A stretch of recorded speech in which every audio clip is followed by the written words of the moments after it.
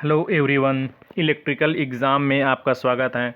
आज हम SSC JE, DRDO CEPTAM, UPPCL JE जो आने वाले एग्ज़ाम हैं उसका हम सेशन लेने वाले हैं ना। अभी देखा जा रहा है कि डीआरडीओ सेप्टम का एडमिट कार्ड आ चुका है जो 12-13 के आसपास उसका एग्ज़ाम जारी रहेगा।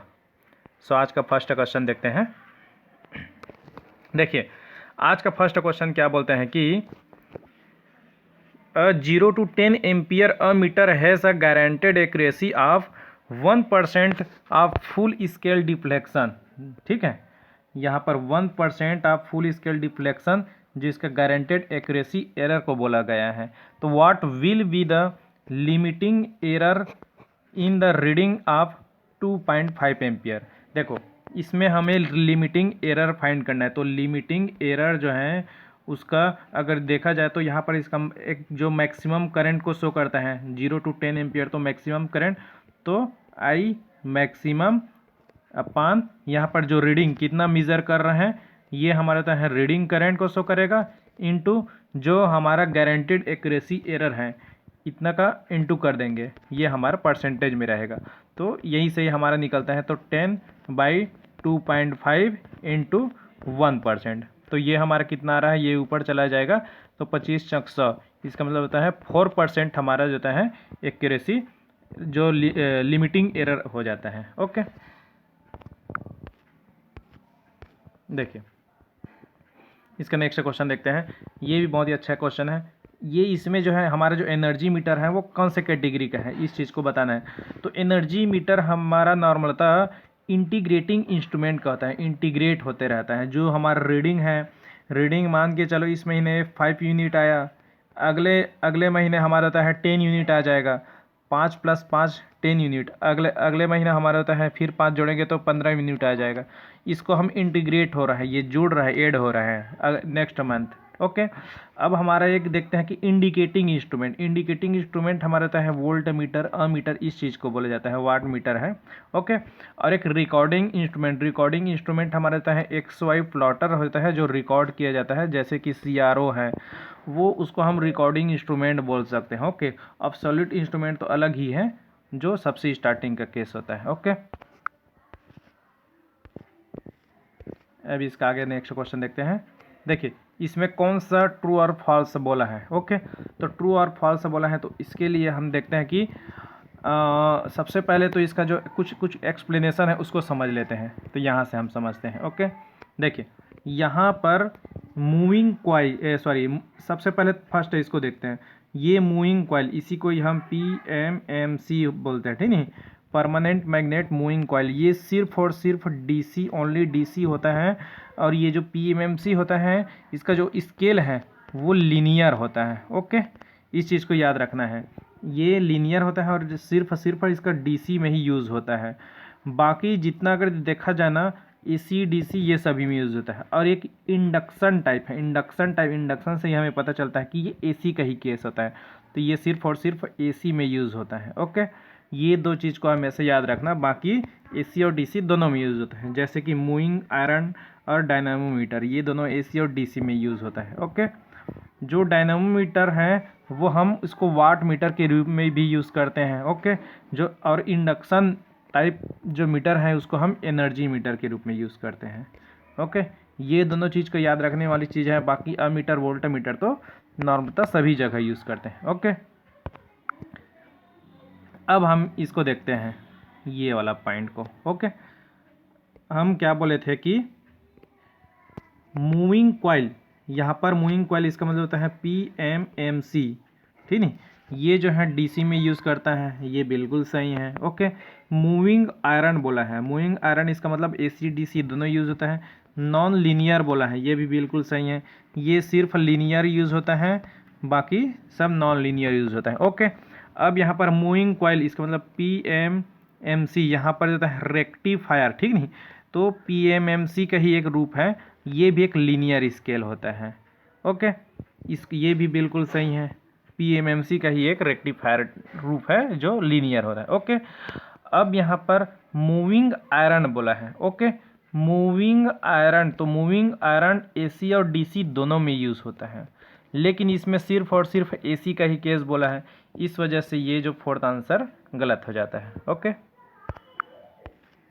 यहाँ पर और इसके भी, यहाँ पर भी हम बहुत ही अच्छे से इसको भी समझ सकते हैं। जिस प्रकार से देखते हैं कि पीएमएमसी है, ठीक है, डायनामोमीटर है, मूविंग आयरन है, इलेक्ट्रोस्टैटिक है, इंडक्शन टाइप, ये सभी जो है इंस्ट्रूमेंट है हमारा। ओके, जो इसके कहते हैं कंट्रोलिंग और डैम्पिंग, दो ये सभी में क्या क्या होता है, जैसे कि पीएमएमसी में स्प्रिंग कंट्रोल होता है और इसमें ईडी करंट डैम्पिंग होता है। ओके, इसी को ही ये सभी में एक्सप्लेनेशन किया हुआ है, देख सकते हैं। ओके, यहाँ पर हार्ट वायर इंस्ट्रूमेंट, थर्मोकपल्ड इंस्ट्रूमेंट और रेक्टिफायर, ये इतना हम सभी चीज़ को फिर से रिवाइज कर सकते हैं। ओके,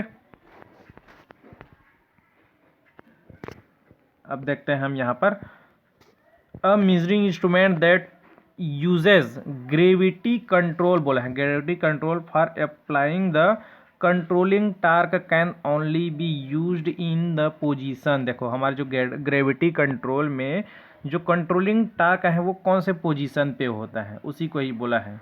ठीक है, तो हम डायग्राम से समझ सकते हैं जिस प्रकार से यहाँ पर ग्रेविटी कंट्रोल का ये डायग्राम है। तो यहाँ पर देख सकते हैं हमारा जो कंट्रोलिंग टार्क है, ये हमारे होता है कंट्रोलिंग टार्क है, ये किस में है, वर्टिकल पोजीशन में रहता है। ओके, तो ये जो है अगर ये जो है हमारा जो स्केल है कुछ एंगल में मूव होता है, तो एंगल में मूव होता है तो इस साइड मूव हो जाता है, तो इस साइड मूव होता है। ठीक है, नॉर्मलता हमारा वर्टिकली ही होता है, और यहाँ पर होता है बैलेंस वेट हॉरिजेंटल में यूज़ होता है। ओके, तो मूव होता है, तो ये जो हमारा एंगल जो है मूव होने की वजह से जो करंट है, current is proportional to sine theta, ये जो है कंट्रोलिंग टार्क केस होता है, जो इसमें हमारा करंट का मान मिलता है I is proportional to sine theta के ही प्रोपोर्शनल में होता है ग्रेविटी कंट्रोल में। अब देख सकते हैं इसमें, अब इसमें कौन सा पोजीशन होता है बता सकते हैं कि वर्टिकल पोजीशन में होगा। ओके,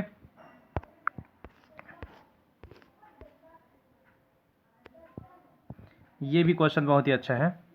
देखिए यहाँ पर what could be the approximate volt meter reading, ये हमारा वोल्ट मीटर रीडिंग है, वोल्ट मीटर है, ये यहाँ से यहाँ तक कितना होना चाहिए। देखो यहाँ पर जिस प्रकार से देख सकते हैं कि जो वोल्ट मीटर का नॉर्मता मानते हैं कि इसका जो इंटरनल रेजिस्टेंस है, ठीक नहीं, जो इसका होता है इंटरनल रेजिस्टेंस है, ये इसको इनफाइनाइट ही मानकर लेके चलते हैं। तो इन दोनों के बीच में तो जो रेजिस्टेंस है हमारा होता है इनफाइनाइट है। ठीक है, तो इनफाइनाइट होने की वजह से इसमें जो करंट का फ्लो होता है, तो करंट का फ्लो होता है ये जीरो हो जाता है। करंट का फ्लो जीरो होने की वजह से यहाँ पास का वोल्टेज 200 वोल्ट होगा और यहाँ पास का भी वोल्टेज 200 वोल्ट होगा। उसी प्रकार से यहाँ पर 0 वोल्ट होगा और यहाँ पर भी 0 वोल्ट होगा।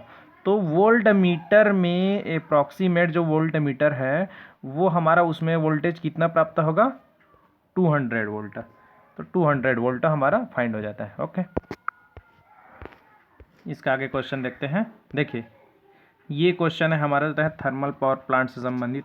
तो थर्मल पावर प्लांट में heat from the flue gases is required in, देखो फ्लू गैस से हीट हमें चाहिए, फ्लू गैस से हीट हमें चाहिए, तो उसको इनमें से कौन है जो होता है वो रिकवर करता है, इकोनोमाइजर, इलेक्ट्रोस्टैटिक प्रेसिपिटेटर, कंडेंसर या फिर चिमनी।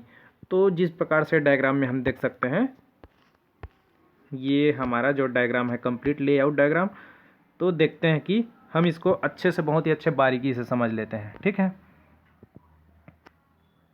देखिए यहाँ पर सबसे पहले देखते हैं कि ये कोल स्टोरेज है। कोल स्टोरेज में जो है कोल हैंड्रिक प्लांट में कोल आ जाता है। ये कोल हैंड्रिक प्लांट क्या काम करता है, ये जो कोल है, कोयला है, उसको बहुत ही बारीकी से टुकड़े टुकड़े में चेंज कर देता है, जो पल्वराइज्ड कोल कहलाता है। ओके, ये जो पल्वराइज्ड कोल को इस बॉयलर में झोंका जाता है। जो बॉयलर जो होता है एक कोल को जलाने का काम करता है, हीट करने का काम करता है। ठीक है, तो कोल कोल को जलाता है, तो उसकी वजह से यहाँ से अब हमारा रिवर है, ठीक है, ये रिवर है।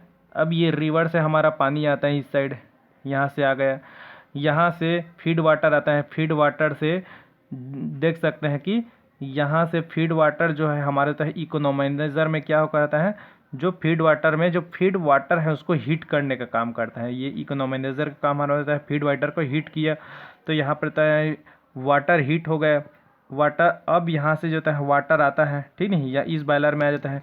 ये जो बॉयलर में हमारा तो है कोल बहुत ही हीट होने की वजह से ये जो पानी है, जो हीट वाटर है, ये सीधा जो है स्टीम में कन्वर्ट हो जाता है, ठीक नहीं। जो यहाँ का स्टीम जो है हमारा तो है वेट स्टीम रहता है, तो हमारे तो सुपर हीटर हमारा क्या काम करता है, हमारा तो है वेट स्टीम को ड्राई स्टीम कर देता है, बहुत ही सूखा स्टीम कर देता है, भाप में बहुत ही ज़्यादा हीट में कन्वर्ट कर देता है, ठीक है। ओके, तो ड्राई स्टीम में कन्वर्ट करने के कारण जो यहाँ जो टरबाइन के जो ब्लेड हैं बहुत ही ज़्यादा प्रेशर पड़ता है, टरबाइन की ब्लेड में बहुत ही ज़्यादा प्रेशर होने की वजह से हमारे होता है मूव होने लगता है, ठीक है। अब यहाँ होता है टरबाइन जो शाफ्ट होता है ये हमारा अल्टरनेटर से कनेक्ट होता है, जो अल्टरनेटर हमारी इलेक्ट्रिसिटी प्रोड्यूस करता है, जो इलेक्ट्रिसिटी हमारा जो है ये आउटर लेयर के लिए चला जाता है। ओके, अब यहाँ पर जो बचा हुआ हमारा स्टीम है, भाप है, अब इसको कहीं ना कहीं तो देना ही जरूरी है। तो ये जो स्टीम है जो तो है हमारे तो है एग्जॉस्ट स्टीम इस साइड आ जाता है, यहाँ से हमारे तो है कंडेंसर, ये जो कंडेंसर में आ जाता है, जो एग्जॉस्ट स्टीम को कंडेंसेट करता है, इसका मतलब होता है ठंडा करने का काम करता है। ओके, तो इसके लिए हम होते हैं कूलिंग टावर का ज़रूरत करता है, तो कूलिंग टावर हमारा होता है कूल ठंडा करने का काम करेगा, ठीक है, कंडेंसेट करेगा। अब यहाँ पर देखते हैं कि अब जो पानी है, जो वाटर है, और वाटर है इसको यहाँ से भी ले जा सकते हैं, ठीक नहीं, कंडेंसेट होने के बाद। तो इस प्रकार से ये साइकिल चलता रहता है। ओके, अब यहाँ देख सकते हैं कि ये बॉयलर में हमारे तो कोल रहता है, इस कोल में हमारे तो फ्लू गैसेस होता रहता है, तो फ्लू गैस हमारे इस साइड से यहाँ से हमारे होता है सुपर स्टीम में जाएगा, ठीक नहीं। तो सुपर स्टीम में जो है हमारा जो वेट स्टीम है इसको जो है ड्राई स्टीम में चेंज करने का काम करता है। ये जो है फ्लू गैसेस है ये बहुत ही ज़्यादा गर्म होता है, ठीक है। अब ये जो फ्लू गैसेस है फिर ऊपर जाता है यहाँ से, तो इकोनोमाइजर में जाता है, इकोनोमाइजर में हमारे जो है फ्लू गैस है, ठीक नहीं। तो फ्लू गैस है, ये जो होता है फ्लू गैस है, इसको जो है जो वाटर है उसको हीट करने का काम करता है, ठीक है। तो ये हमारा तो इकोनोमाइजर ही है जो हमारा जो फ्लू गैस है उसको हीट करने का काम करता है। ओके, अब यहाँ पर फ्लू गैस को तो कहीं ना कहीं बाहर निकालना ज़रूरी है, तो यहाँ पर जो है एक एयर प्री हीटर लगा देते हैं। एक एयर प्री हीटर क्या काम करता है, यहाँ से जो फोर्स ड्राफ्ट फैन से हमारा तो है एयर आता है, और यहाँ पर जो होता है फ्लू गैस हमारा जो है हीट की वजह से ये जो होता है हमारा हॉट एयर में चेंज हो जाता है। तो ये हॉट एयर जाता है यहाँ पर बॉयलर में आता है, तो इस प्रकार से ये भी हमारा एक साइकिलिंग चलता रहता है। ओके, अब यहाँ पर जो होता है फ्लू गैसेस यहाँ पर आ गए। अब यहाँ पर एक इलेक्ट्रोस्टैटिक प्रेसिपिटेटर लग रहता है। जो इलेक्ट्रोस्टैटिक प्रेसिपिटेटर क्या काम करता है, जो फ्लू गैस से जो डस्ट है उसको कलेक्ट करने का काम करता है। ओके, यहाँ पर लगा रहता है। अब यहाँ पर जो गैस है वो इंड्यूस्ड ड्राफ्ट ऑफ फैन के थ्रू हम जो फैन से चिमनी में पहुँचा देते हैं, और फिर चिमनी से फिर हमारा होता है एटमॉस्फेयर में चला जाता है। ओके, ये इतना साइकिल हमारा कंप्लीट होता है, ठीक है। एक यहाँ पर एक डीएरेटर लगा रहता है, डीएरेटर। तो डीएरेटर क्या काम करता है कि oxygen remove from condensate water, यहाँ पर जो कंडेंसेट वाटर हुआ रहता है उससे जो ऑक्सीजन रहता है ऑक्सीजन को रिमूव करने का काम करता है। ये हमारा यहाँ पर डीएरेटर लगा रहता है। ओके, सो इस प्रकार से कंप्लीट हमारा प्रोसेस थर्मल पावर प्लांट का होता है। ओके, अब यहाँ देखते हैं कि जिस प्रकार से अब यहाँ देख सकते हैं कि जो फ्लू गैसेस से हीट है इसको रिकवर करना है, हीट को रिकवर करना है, उसके लिए हम इकोनोमाइजर यूज़ करते हैं, इकोनोमाइजर की यूज़ करते हैं। ओके, इलेक्ट्रोस्टैटिक प्रेसिपिटेटर काम क्या है, जो फ्लू गैस से जो है डस्ट है उसको कलेक्ट करना। ओके, अब यहाँ पर कंडेंसर का काम क्या है, जो एग्जॉस्ट स्टीम है उसको कंडेंसेट करता है, ठंडा करने का काम करता है। और चिमनी क्या है, चिमनी जो फ्लू गैस है, फ्लू गैस को इन्वायरमेंट में प्रोवाइड कर देता है। ओके, अब इसका आगे क्वेश्चन देखते हैं। ये भी बहुत ही अच्छा क्वेश्चन है। देखिए यहाँ पर area under the load duration curve, load duration कर, एक लोड कर्व आता है, एक लोड ड्यूरेशन कर्व आता है, ठीक है। ये किस चीज़ को रिप्रेजेंट करते हैं, क्या चीज़ दर्शाता है, इस चीज़ को बोला गया है। तो यहाँ पर देख सकते हैं कि पहले तो डायग्राम ही इसका समझते हैं। ये दोनों हमारा जो है एक लोड कर्व का है। लोड कर्व जो होता है हमारा जो है ये बढ़ते जाता है, ठीक है। और लोड ड्यूरेशन कर्व में हमारा क्या होता है, ये घटते जाता है, डिक्रीजिंग ऑर्डर में होता है। ओके, ये हमारा लोड कर्व है और ये लोड ड्यूरेशन कर्व है। तो जो हमारा होता है लोड, पावर और टाइम, ये दोनों के बीच में हमारा कर्व बनता है। ओके, अब ये दोनों को मिलाकर हम एक एनर्जी का रूप देते हैं, जो लोड कर्व और लोड ड्यूरेशन कर्व नॉर्मल होता है, एनर्जी को ही रिप्रेजेंट करता है। तो E is equal to P into T होता है। लेकिन इसी का केस है हमारा, इसलिए हमारा होता है ये, ठीक नहीं। यहाँ पर देख सकते हैं कि integrating P T D T, ये हमारा होता है एनर्जी का ही केस होता है। ओके, तो ये जो लोड कर्व और लोड ड्यूरेशन कर्व, ये जो है एक एनर्जी जनरेटेड का काम करता है, ठीक है, एनर्जी जनरेटेड का काम करता है। तो अब यहाँ देख सकते हैं कि देखिए, अब ऑप्शन को पढ़ते हैं इसमें ना। Okay,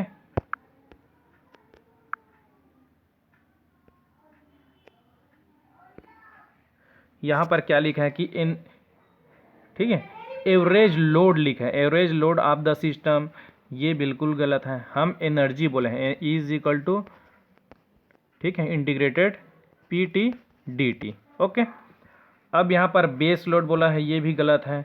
maximum demand of power station, ये भी गलत है। एनर्जी जनरेटेड बोला है, एनर्जी जनरेटेड इन, ठीक नहीं, इन पीरियड कंसाइडर्ड, ये बिल्कुल सही है। ओके,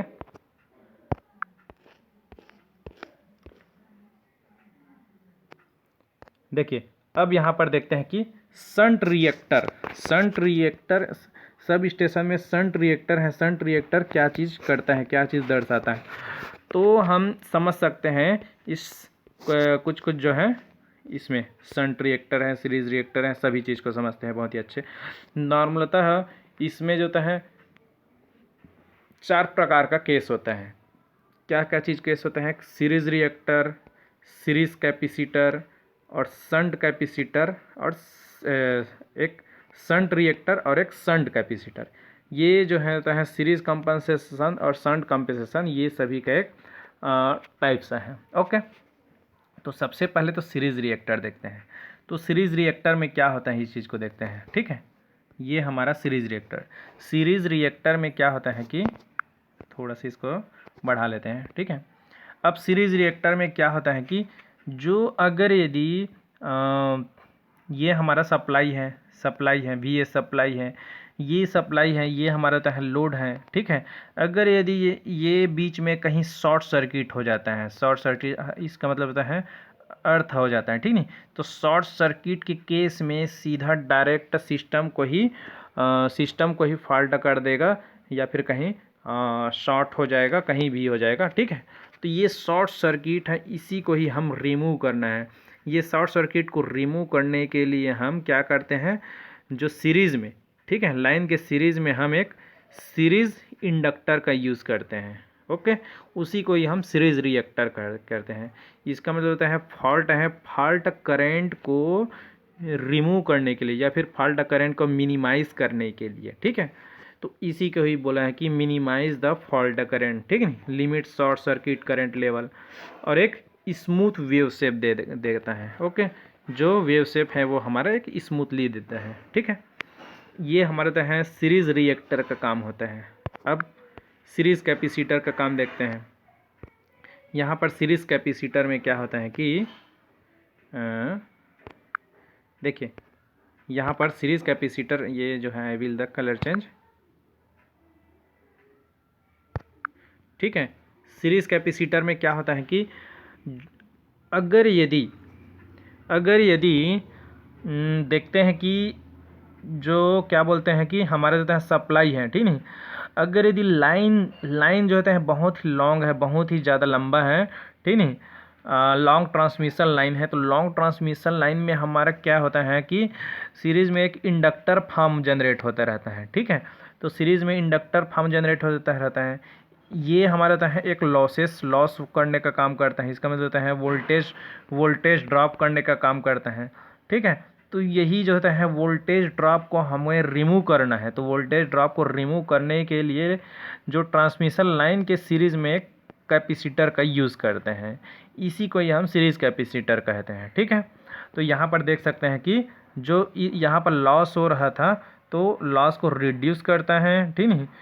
जो वोल्टेज ड्रॉप है उसको कंपनसेट करता है और डिक्रीज रिएक्टिव इफेक्ट, ठीक है। जो रिएक्टिव इफेक्ट है उसको भी डिक्रीज करने का काम करता है। ओके, ये हमारा सीरीज कैपेसिटर का काम होता है। अब देखते हैं कि शंट रिएक्टर और यहाँ पर शंट कैपेसिटर, ये दोनों को समझते हैं। एक शंट रिएक्टर है, ठीक है नहीं, और एक शंट कैपेसिटर है। तो शंट रिएक्टर में क्या होता है कि कभी कभी देखते हैं कि हम जो लाइट लोड के कंडीशन में, ओके, लाइट लोड के कंडीशन में हम देखते हैं कि यहाँ पर जो सेंडिंग एंड वोल्टेज हैं, ठीक है, तो सेंडिंग एंड वोल्टेज है रिसीविंग एंड वोल्टेज से कम हो जाता है। ओके, इसका मतलब होता है VR is greater then VS, ऐसा हो जाता है। तो इस कंडीशन में ये कैपेसिटर का फॉर्म जनरेट होने लगता है, ये कैपेसिटर का फॉर्म जनरेट होता है। तो कैपेसिटर का फॉर्म जनरेट होने की वजह से इसमें क्या बोलते हैं कि कैपेसिटी लोड आ जाता है। तो यही कैपेसिटी लोड है, इसी को ही ऑब्जर्व करना है, इसी को ही हटाना है, ठीक है नहीं। ये कैपेसिटी लोड को ही हटाना है। ये कैपेसिटी लोड आता है, इसको हम फेरांटी इफेक्ट बोलते हैं। तो इसका मतलब फेरांटी इफेक्ट को ही रिमूव करने के लिए जो ट्रांसमिशन लाइन के पैरेलल में एक रिएक्टर का यूज़ करते हैं, जिसे हम शंट रिएक्टर कहते हैं, ठीक है। तो इसी को ही रिमूव करने के लिए हम शंट रिएक्टर का यूज़ करते हैं। ओके, अब यहाँ पर शंट कैपेसिटर का यूज़ क्यों करते हैं देखते हैं। अब यहाँ देख सकते हैं कि शंट कैपेसिटर में क्या होता है कि शंट कैपेसिटर का यूज़ इसलिए करते हैं कि नॉर्मलता देखते हैं कि जो क्या बोलते हैं कि यहाँ पर लोड में हमारे जो है लोड देते हैं।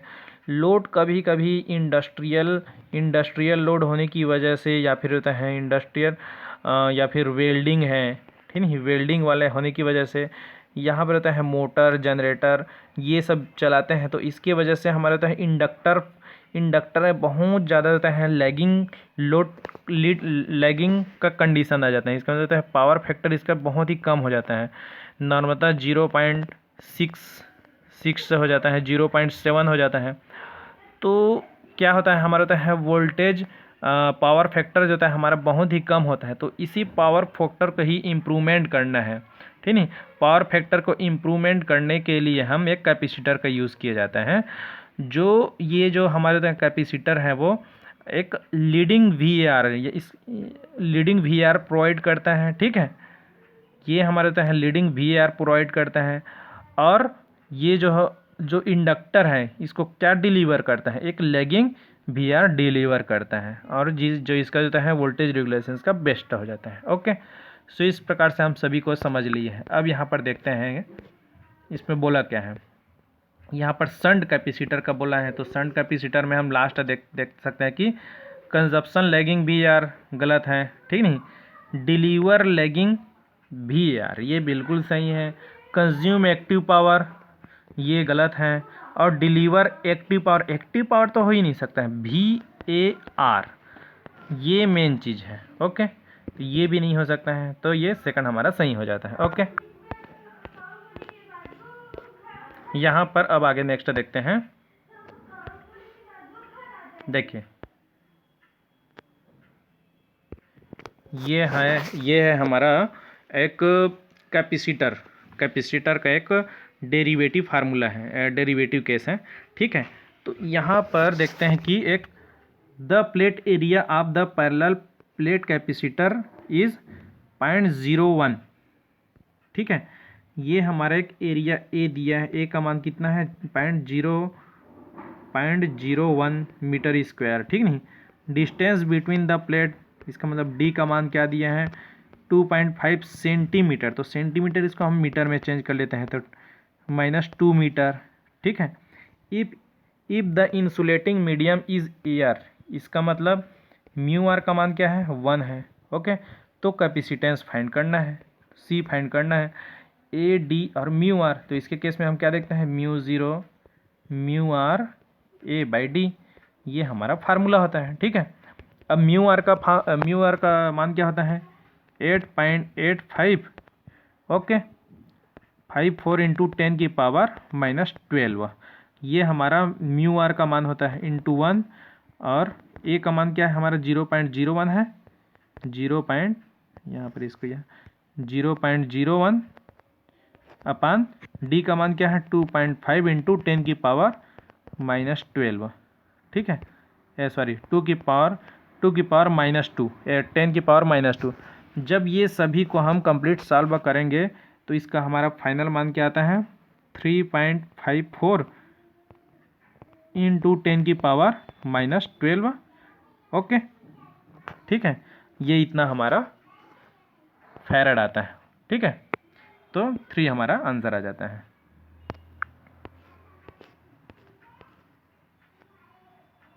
देखिए अब यहाँ पर समझते हैं, ये भी बहुत ही अच्छा क्वेश्चन है। The circuit shown a delta connection and equivalent star connection of 3, ठीक है, resistor if all the element of delta connection are scaled by a factor of m, ठीक है। यहाँ जितना भी डेल्टा कनेक्शन है इसको हम m से रिप्रेजेंट कर देते हैं, ठीक है। तो क्या बोला है कि m is greater than 0, the element of corresponding star equivalent will be scale by the factor what factor. ये अगर यदि ये सभी m है तो ये क्या होगा, इसी को ही बोला है। तो यहाँ पर हम देखते हैं कि देखो यहाँ पर ये जो star to delta, delta to star conversion है, तो यहाँ पर डेल्टा में सभी को m बना देते हैं, ठीक नहीं। अब सभी को m बना देते हैं तो स्टार में क्या होगा, इसी चीज़ को ही बोला गया है। तो यहाँ पर जिस प्रकार से देखते हैं कि R1 R2 ये सभी को m लिख देते हैं, यहाँ पर भी m लिख देते हैं, यहाँ पर भी m और m, तो ये सभी को देखते हैं तो यहाँ पर कॉमन क्या चीज़ बच रहा है m बच रहा है, m कॉमन बच रहा है, और यहाँ पर R1 R1 plus R2 plus R3 यही m कॉमन बच रहा है, इसका मतलब इसका भी फैक्टर हमारा m ही हो जाता है, ठीक है। तो यहाँ पर हम देखते हैं कि जो स्टार का जो फैक्टर है वो हमारा m ही हो जाता है, ओके।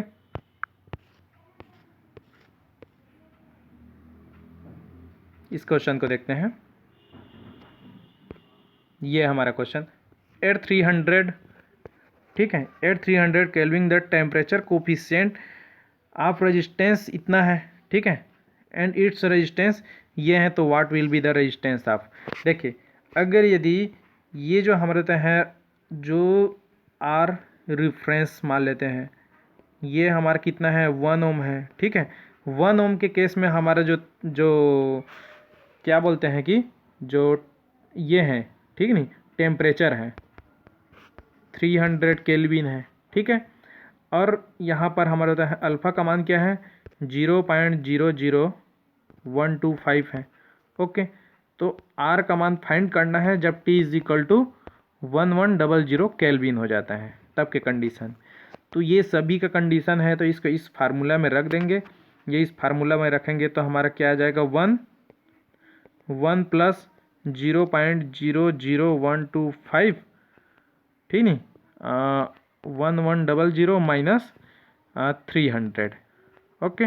ये आ जाएगा, जब ये सभी को कैलकुलेट करेंगे तो हमारा कितना आ जाता है 1 क्या, तो 1 ही रहेगा, 1 प्लस ये कितना हो जाएगा 1100 माइनस 300 800 हो जाएगा, ठीक है। 800, तो 800 इंटू ये सभी को मल्टीप्लाई करेंगे तो कितना हो जाएगा, तो 8 ये सभी को 0.001 125 इंटू 800 करेंगे तो 1 प्लस 8 चौक 20, हाँ ये सभी का मान हमारा 1 हो जाता है, ठीक नहीं, तो 1 प्लस 1 2 हो जाएगा, 2 ओम हमारा फाइनल आंसर आ जाएगा 4। ओके,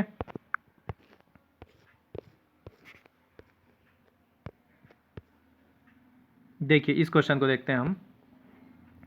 टू कैपेसिटर ऑफ इतना और इतना है, आर कनेक्टेड इन पैरेलल में कनेक्ट है, ठीक नहीं, और इसका वोल्टेज दिया है, the energy stored in the capacitor will respectively.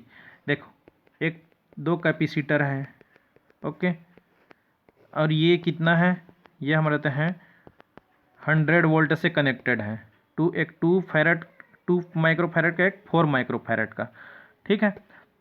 तो हमें बताना है कि एनर्जी बताना है, तो एनर्जी इज इक्वल टू क्या होता है हमारा, इज इक्वल टू 1/2 CV का स्क्वायर होता है। ओके, अब यहाँ देखते हैं कि 1/2 C यहाँ पर कितना है, 2 है।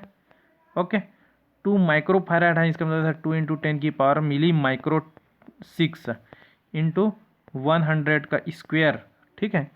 जब ये सभी को कैलकुलेट करेंगे तो 100 का स्क्वायर मतलब होता है 6, तो 4, ये जो होता है 4 10 की पावर -2, तो 10 की पावर -2 इसका मतलब क्या हो जाएगा हमारा 0.0, ठीक है। ये अगर इस सभी को कैलकुलेट करेंगे तो 0.01 हो जाएगा, ठीक है। अब यहाँ देखते हैं कि 0.01 किसी में है क्या, हाँ ये तो यहाँ दिख रहा है, तो 0.01 हो जाएगा, और एक सेकंड का हमारा अगर C के स्थान पर हम 4 रखेंगे तो 0.02 हो जाएगा। Okay,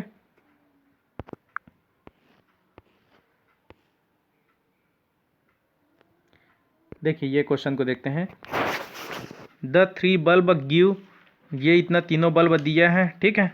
out of 3 bulb which bulb has thickest filaments running, all the bulb have, ठीक है, tungsten filament of the same length. देखो अब हम देखते हैं कि R इज इक्वल टू क्या होता है, ρL/A।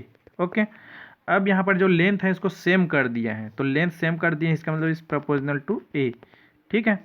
अब यहाँ पर थिकेस्ट, ठीक नहीं, यहाँ पर ठीक है, थिकेस्ट फिलामेंट, इसका मतलब होता है ये कौन सा सबसे ज़्यादा मोटा है, तो एरिया ज़्यादा रहेगा तो उसका रेजिस्टेंस कम रहेगा, जिसका रेजिस्टेंस कम रहेगा तो P is equal to V²/R।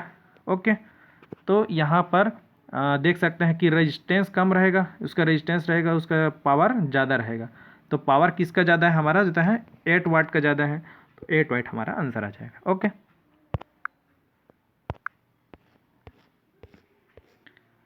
यहाँ देखते हैं हम, देखिए the open circuit voltage across the load for the linear circuit is equal to 45 volt, calculate the load voltage, ठीक नहीं, लोड वोल्टेज कैलकुलेट करना है, द मैक्सिमम पावर इज, ठीक नहीं, maximum power is transferred to the circuit. अगर यदि maximum power transferred है तब के कंडीशन में हम एक फार्मूला देखते हैं कि P इज इक्वल टू, ठीक नहीं, P maximum is equal to V²/4RTH, ये होता है, ठीक है। अब यहाँ पर हम देखते हैं कि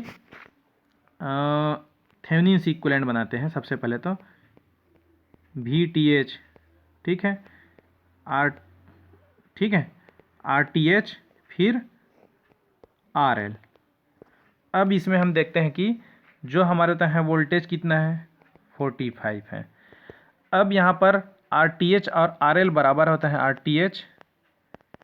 RL और RTH ये दोनों बराबर हो जाता है, ठीक है। तो यहाँ पर देख सकते हैं कि जो वोल्टेज है किसके क्रॉस में, जो लोड वोल्टेज के क्रॉस में हमारा जो वोल्टेज है इसको फाइंड करना है, ठीक है। तो VL इज इक्वल टू क्या हो जाएगा, VTH बटा, यहाँ पर RTH और RL दोनों बराबर हैं तो 2RL लिख सकते हैं, ठीक है। अब यहाँ पर VTH, ठीक है, VTH कितना है 45, और RL का मान ये जो है हमारा कितना है, देख सकते हैं कि VTH, सॉरी ये हो जाएगा और ये हो जाएगा।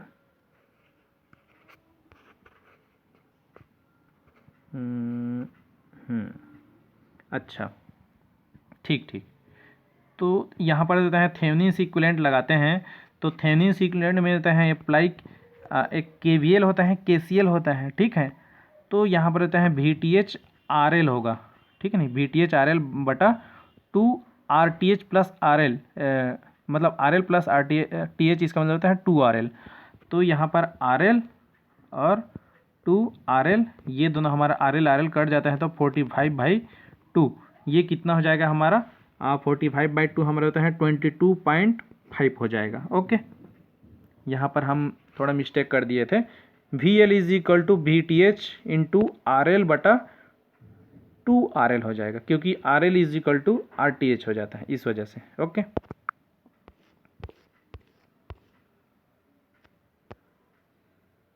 ये क्वेश्चन देख सकते हैं। According to Tellegen's theorem the sum of instantaneous power for the n branches in the network is analysis of, ठीक नहीं। इसका मतलब क्या बोला है कि इंस्टेंटेनियस पावर जो है हमारा, जो ऑलवेज इंस्टेंटेनियस पावर का जो समेसन है वो क्या होना चाहिए, ये हमेशा 0 होना चाहिए। ये कौन बोलता है कि जो टेलेंजन्स थ्योरम है ये बोलता है, तो इज इक्वल टू 0। ओके, अब यहाँ देख सकते हैं, उसी को ही समझ सकते हैं। यहाँ पर बोल रहे हैं कि टेलेंजन्स थ्योरम, तो Tellegen's theorem state the algebraic sum of power in any circuit at any instant is equal to 0। Okay, तो जो पावर है हमारा 0 हो जाता है।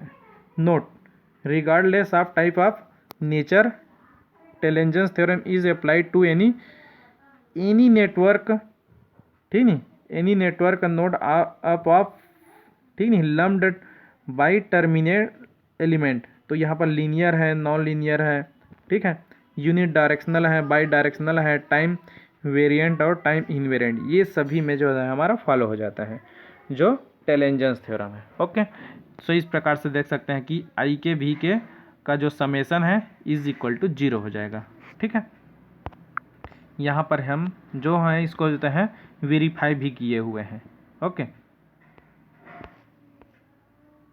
अब यहाँ देखते हैं हमारा क्या है कि if the AC voltage and current, यहाँ पर दिया है वोल्टेज और करंट, ठीक है, then what is the phase relation between them, ये दोनों के बीच में क्या फेस रिलेशन है इस चीज़ को बताना है। तो यहाँ पर देखते हैं कि जो हमारा जो फ्रीक्वेंसी है, ठीक नहीं, इसका मतलब 314T है और एक 720T है, ये हमारा सेम है कि नहीं इस चीज़ को देखते हैं। तो ये हमारा सेम नहीं है, तो जब तक सेम नहीं रहेगा तब तक हम नहीं बोल सकते हैं कि हम ये जो दोनों आपस में लैग हैं कि लीड हैं कि क्या है ये इस चीज़ को, इसलिए कुछ भी नहीं बोल सकते हैं। तो कैन नॉट बी डिटरमाइंड, ये अगर यदि ओमेगा टी होगा, दोनों ओमेगा टी होगा तभी हम बता पाएंगे, अगर यदि इन केस सेम नहीं है तो हम नहीं बता सकते, तो can not be determined. Okay,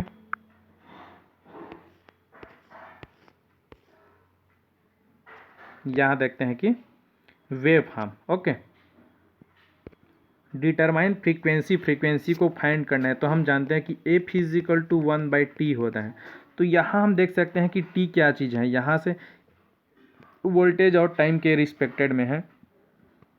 तो यहाँ से यहाँ के बीच का जो जो एक साइकिल का जो पीरियड का जो हमारा टाइम क्या है, t is equal to 100 millisecond है, ठीक है नहीं।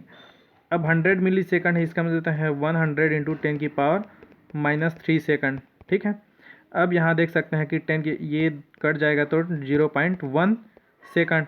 अब एफ इज इक्वल टू क्या होगा 1/t, तो 1/0.1, इसका मतलब होता है 10 हर्ट्ज। ओके, सी हमारा 3 है, हमारा आंसर आ जाएगा। ये क्वेश्चन को देखते हैं। देखिए यहाँ पर क्या बोलते हैं कि N alternating current verifying sinusoidal has a peak value of 50 ampere and frequency ये दिया है, ठीक है। Mathematically represent the current represent करना है। तो यहाँ हम जानते हैं कि I इज इक्वल टू क्या होता है, IM साइन ओमेगा टी होता है, ठीक नहीं।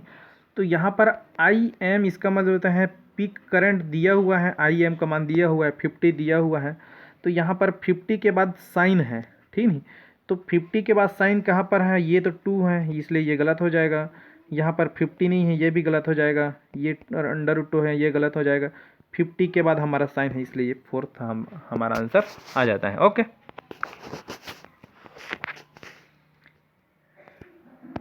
इस चीज़ को भी देखते हैं। यहाँ पर क्या बोला है कि the point of intersection of 2 और मोर ब्रांचेस, ठीक है, एक पॉइंट है, इसमें बहुत सारा ब्रांचेस हैं, in any network is known as, इसको क्या बोला जाता है, ये जो पॉइंट है हमारा देता है इसको नोड बोला जाता है। ओके, ये क्वेश्चन देखते हैं। ये क्वेश्चन हमारे होता है सीरीज RLC सर्किट संबंधित।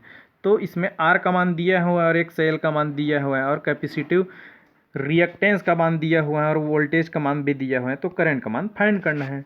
तो हम जानते हैं कि I इक्वल टू क्या होता है, V/Z होगा। तो V/Z का मान क्या होगा, R² plus XL minus XC का होल स्क्वायर, ये होता है। अब यहाँ देखते हैं कि V का मान क्या है हमारा 100 और यहाँ पर R² प्लस XL क्या है, ठीक है, XL क्या है हमारा 20 माइनस ये भी 20, तो 20 का स्क्वायर, ये हमारा 0 हो जाता है। ये R का मान क्या है हमारा 10 है ना, R का मान हमारा 10 है। अब देख सकते हैं कि 100/10 ये तो 0 हो जाएगा, 0 हो जाएगा, तो 10 का स्क्वायर हमारा क्या होगा, 10 का स्क्वायर फिर अंडर रूट है तो 10 ही होगा। तो यहाँ पर ये 0 ये कट जाएगा, तो यहाँ पर हमारा कितना आ जाएगा 10, ठीक है, 10 एम्पियर हमारा आ जाता है। ये देखते हैं, इसमें क्या बोला है कि what filtering function does NRC differentiator circuit, ठीक नहीं, ये जो RC डिफरेंटिएटर सर्किट जो है ये हमेशा हाई पास फिल्टर को ही रिप्रेजेंट करता है, ठीक नहीं, ये परफॉर्म करता है। और लो पास फिल्टर किसको परफॉर्म करता है, जो हमारा होता है इंटीग्रेटर होता है, ये डिफरेंटिएटर है, ठीक नहीं, d∅dt को शो करता है। और जो क्या बोलते हैं कि लो पास फिल्टर, ये जो लो पास फिल्टर हमारा हमेशा इंटीग्रेटर को ही शो करता है, dt इस चीज़ को शो करता है, ठीक है।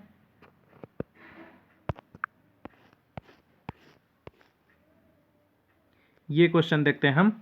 इसमें क्या बोला है कि 2 कॉइल हैव इंडक्टेंस दिया हुआ है, L1 L2 दिया हुआ है, they are connected in such a way that flux in the 2 coils, add करना है इसको, ठीक नहीं, each other and inductance is measured to be, ठीक नहीं, 2500 millihenry. Okay, then mutual inductance between the coil, ये बताना है। देखो यहाँ पर सबसे पहले तो हम इसका एक फार्मूला देख लेते हैं। L equivalent is equal to L1 plus L2 plus 2M, इसका मतलब ये म्यूचुअल इंडक्टेंस। तो यहाँ पर the inductance is measure to 2500 millihenry दिया हुआ है। L1 का मान कितना है 1200 है और L2 का मान कितना है 800 है, ठीक नहीं, और हमें म्यूचुअल इंडक्टेंस का मान फाइंड करना है, M का मान फाइंड करना है। तो यहाँ पर हम देख सकते हैं कि 1200 प्लस 800 ये कितना हो जाएगा 20, ठीक नहीं, 2000 हो जाएगा। और यहाँ पर 2500 प्लस 2M, इसको इस साइड लाएंगे तो इसको इस साइड लाएंगे तो हमारा कितना बच जाएगा 500 बन जाएगा 2M। तो M का मान हमारा कितना हो जाएगा, ठीक नहीं, 250 मिली हेनरी आ जाएगा। ओके, तो 250 हमारा तो 4th आंसर है। सो इस प्रकार से हमारा कंप्लीट सॉल्यूशन हो जाता है। So thank you and subscribe this video. Thank you.